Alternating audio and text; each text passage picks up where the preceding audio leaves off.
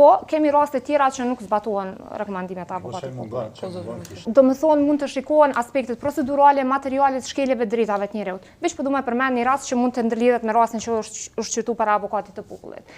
Në momentin kur vajza fëmijë është intervistu, ju është lexuar ajo pjesa ku thotë që nëse deklarohesh rrajshëm është vepër penale. Edhe ne kemi reaguar sepse kemi thonë që ajo është fëmijë, nuk mundesh me ia lexu këtë gjë. Ka qenë një rast në Estoni, një fëmijë 4 vjeçar, nuk ju është lexuar kjo pjesë.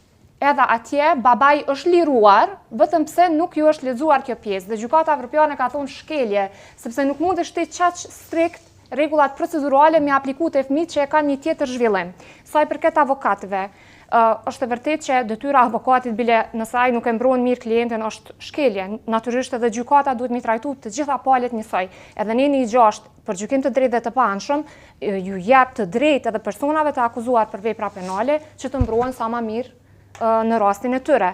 Kështu që gjitha këto standarde miren rast pas rasti dhe prandaj është e rëndësishme mu raportu edhe të institucionet që nashta nuk shkon mendja herën e parë, për shembull avokati i popullit edhe institucionet tjera. A ka raste ku respektohen apo nuk respektohen rekomandimet që cilat jep avokati i popullit në raste të tilla?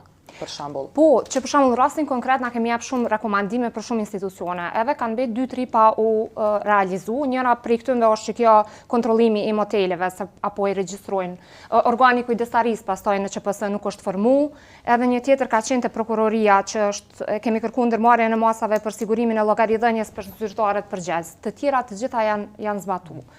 Po, kemi raste tjera që nuk zbatohen rekomandimet e avokatit.